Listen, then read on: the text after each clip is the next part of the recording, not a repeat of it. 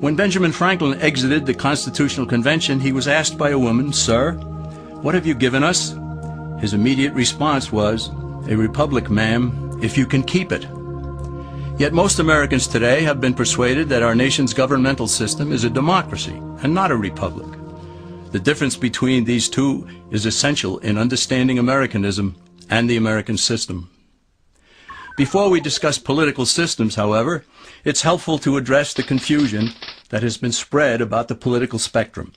Many have been led to believe that the political spectrum places groups such as communists on the far left, fascists or dictators on the far right, and political moderates or centrists in the middle.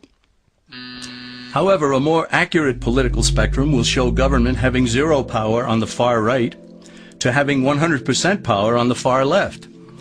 At the extreme right, there is no government. The extreme left features total government under such labels as communism, socialism, Nazism, fascism, princes, potentates, dictators, kings, any form of total government. Those who claim that Nazis and fascists are right-wing never define their terms. This amounts to spreading confusion. Toward the middle of the political spectrum can be found the type of government limited to its proper role of protecting the rights of the people. That's where the Constitution of the United States is. Those who advocate such a form of government are really constitutional moderates. So let's analyze the basic forms of government. They are monarchy or dictatorship ruled by one, oligarchy ruled by a few, democracy ruled by a majority, republic ruled by law, and anarchy, which is ruled by no one. In discussing these five, we'll see that they can be narrowed down to even fewer. Looking first at monarchy or dictatorship, this form of government doesn't really exist in the practical sense. It's always a group that puts one of its members up front. A king has his council of nobles or earls, and every dictator has his bureaucrats or commissars, the men behind the scenes. This isn't ruled by one, even though one person may be the visible leader. It's ruled by a group. So let's eliminate monarchy, dictatorship, because it never truly exists. Oligarchy, which is ruled by a group, is the most common form of government in all history. And it is the most common form of government today. Most of the nations of the world are ruled by a powerful few, and therefore oligarchy remains. At the other end, we find anarchy, which means without government. Some people have looked over history and found that many of its worst crimes were committed by governments, so they decided that having no government might be a good idea. But this is a mistake, because as the ancient Greeks stated, without law there can be no freedom. Our founding fathers agreed and held that some amount of government is a necessary force in any civilized, orderly society. In a state of anarchy, however, everyone has to guard life, liberty, and property, and the lives of family members. Everyone must be armed, and movement is severely restricted because one's property has to be protected at all times. Civilized people have always hired someone to do the guarding, a sheriff, a police force, or some branch of government. Once law enforcement was in place, the people were freer. They could leave their property, work in the fields, and so on. In short, the proper amount of government makes everyone freer. There are some who advocate anarchy, however, not because they want no government, but because they don't like what they have. They use anarchy as a tool for revolutionary change. The condition of anarchy is very much like a vacuum where something rushes in to fill it. These calculating anarchists work to break down the existing government with rioting, killing, looting, and terrorism. Tragically, the people living in such chaos often go to those best able to put an end to it and beg them to take over and restore order.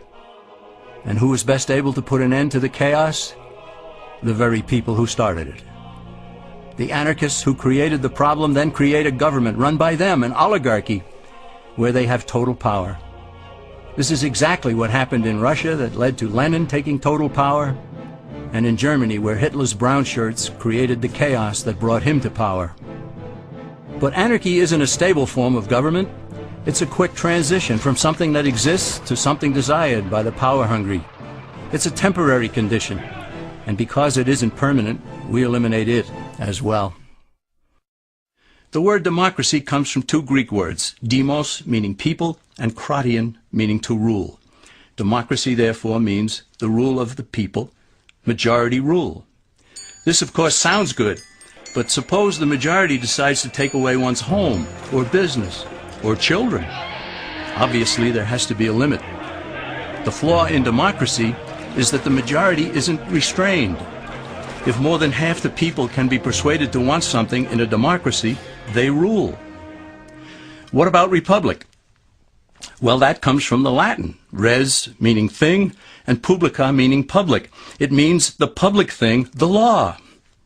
A true republic is one where the government is limited by law, leaving the people alone.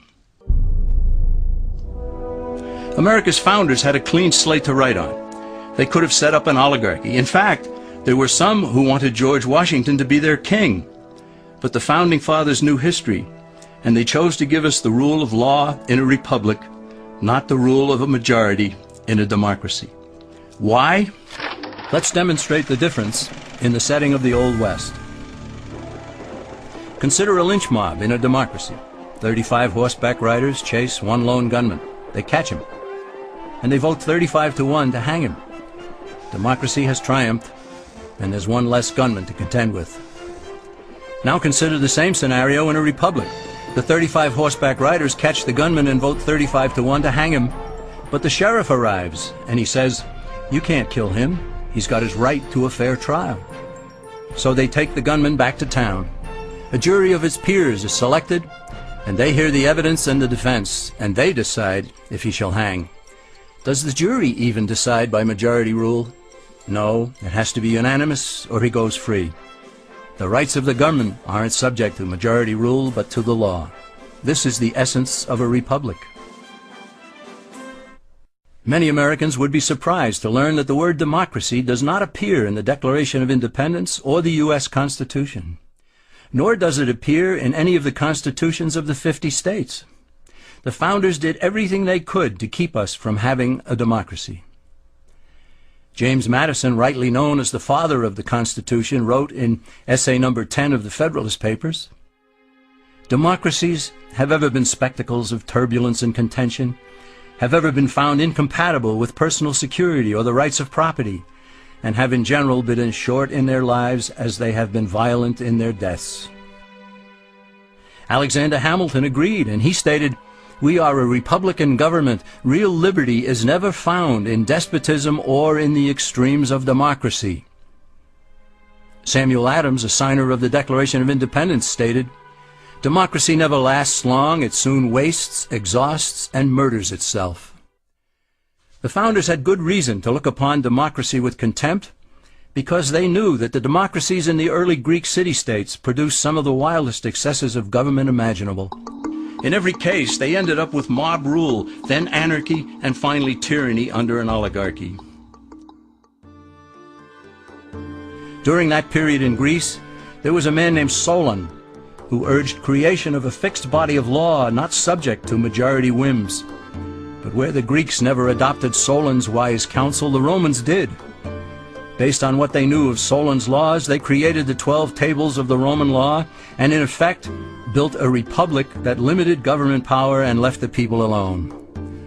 Since government was limited, the people were free to produce, with the understanding that they could keep the fruits of their labor.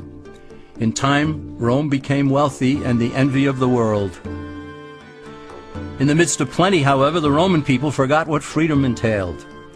They forgot that the essence of freedom is the proper limitation of government.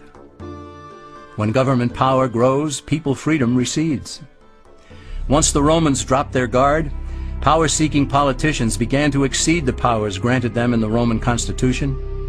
Some learned that they could elect politicians who would use government power to take property from some and give it to others.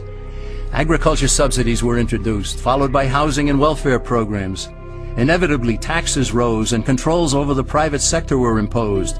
Soon, a number of Rome's producers could no longer make ends meet, and they went on the dole. Productivity declined, shortages developed, and mobs began roaming the streets, demanding bread and circuses from the government. Many were induced to trade freedom for security. Eventually, the whole system came crashing down. They went from a republic to a democracy, and ended up with an oligarchy under a progression of the Caesars.